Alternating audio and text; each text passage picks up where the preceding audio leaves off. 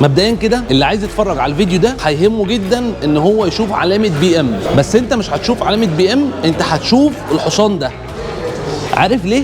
لان الحصان ده هو اللي عامل الشكل ده وداخل في شراكه مع شركه بي ام دبليو. يعني انت لو دخلت دلوقتي كتبت بي ام دبليو هتلاقي نفس الموتوسيكل ده شراكه مع شركه تي في اس. فانت متخيل ان انت الموديل بتاعك ده شركه بي ام عندها نفسه بالظبط. فلو انت مهتم بقى تعرف التفاصيل بتاعه الوحش اللي ورانا ده، فيلا بينا ايه نبدا الفيديو.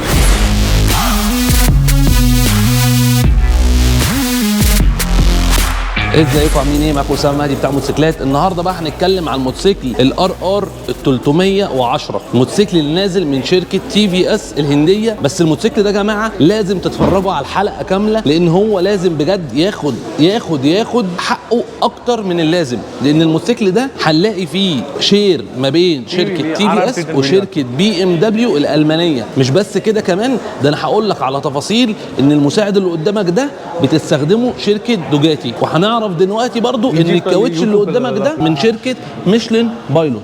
فطبعا احنا عارفين ان الشركات دي بتستخدم اعلى الكواليتي عشان الاند يوزر بتاعها، فما بالك ان شركه تي في اس عامله الديزاين ده وعامله كل ده عشان خاطر المستهلك او الاند يوزر في الاخر. فلازم من حقنا ان احنا ندعم المنتج ده، وفي الاول وفي الاخر نعرف الاوبشنز بتاعته. This model it is RR310. It comes with a 34 bhp of power. Like you can see, it's been a collaboration vehicle of our BMW and our TVS. It comes with a 310cc with 34 bhp of horsepower. يعني الموتوسيكل ده نازل واحد سلندر بيطلع 34 هورس باور. From the front you can see it comes with Michelin tires. That's يعني Michelin radial pilot tires. اوكي، يعني بيقول لك ان الكاوتش اللي قدامك ده الجنط ده جنط 17 والكاوتش اللي فيه ميشلان. اوكي. And the shock absorbers here, what they have used, it's a USD upside down shock absorbers. It's of Kayaba suspension. المساعدين دول مساعدين مقلوبه من شركه كايابا، ودي اللي شركه مين بتستخدمها؟ Like you can see, it will be used in Ducati bikes. Ducati. World's number one shock absorbers company, that is Kayaba. تمام، يعني هو بيقول لك ان السسبنشن المساعدين دي بتستخدمها شركه دوجاتي برضو، فهي محطوطه في الموتوسيكل ده. اوكي. And the engine, what they have used, it's a reverse inclined engine. The engine, you can see the exhaust. It's not from the front, it's from the rear. The exhaust is in the rear. بيقول لك ان الاكزوست هنا دايما احنا عارفين ان دايما الجاكمان بيبدا من هنا من قدام الموتور. في الموتوسيكل ده بيبدا من ورا الموتور، وهو هوريه لكم. شايفين اهو Reverse they are done. يعني بيقول لك ان الاكزوست في الموتوسيكل ده من ورا مش من قدام. What's different between front and the power generates more from the front to rear. It will be this rear. اوكي، يعني بيقول لك ان الموتوسيكل عشان خاطر الاكزوست بيبقى من ورا بيطلع ماكسيمم للباور، يعني الباور بتاعه بيبقى اعلى بكتير. تمام. اوكي. الشعب الهندي ده جميل جدا يا جماعه. And from the front you can see it's of completely fully digital speedometer. طب نخش بقى على التابلت ده. تمام. Bluetooth connectivity, but in this model we have given 4 modes. 4 مودز. Rain, urban, sport and the track mode. 4 modes. 4 مودز، عندنا 4 مودات هنا نقدر نستخدمه.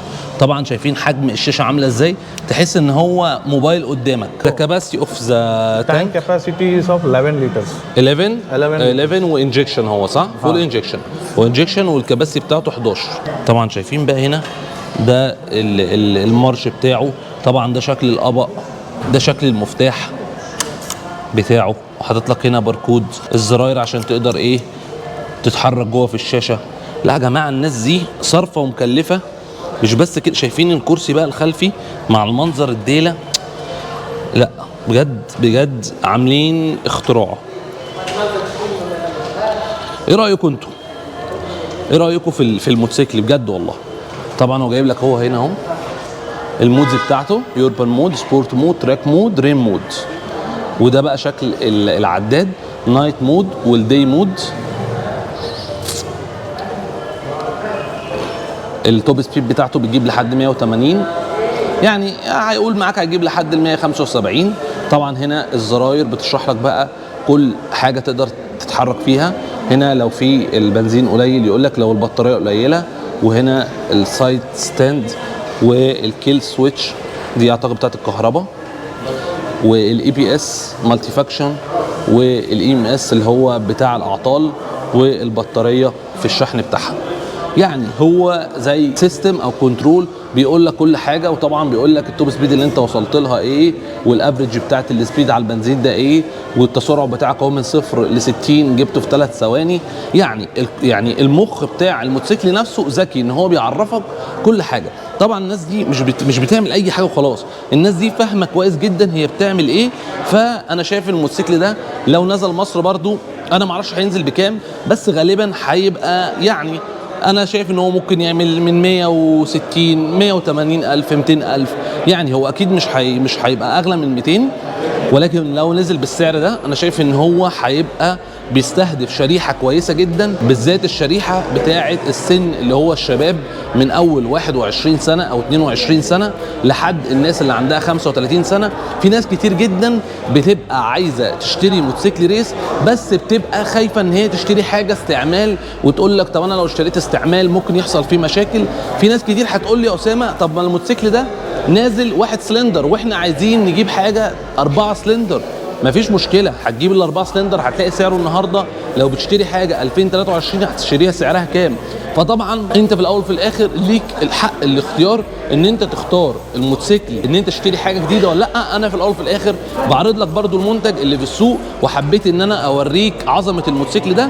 فما تنساش اللايك والسبسكرايب عشان دايما نفضل مكملين مع بعض. وعايزين طبعا نشكر شركه عز العرب لان هي اتاحت لنا الفرصه ان احنا نحضر موتو سول في الهند، وكان ايفنت جميل جدا. فما تنساش في اللايك والسبسكرايب عشان دايما نفضل مكملين مع بعض. باي باي.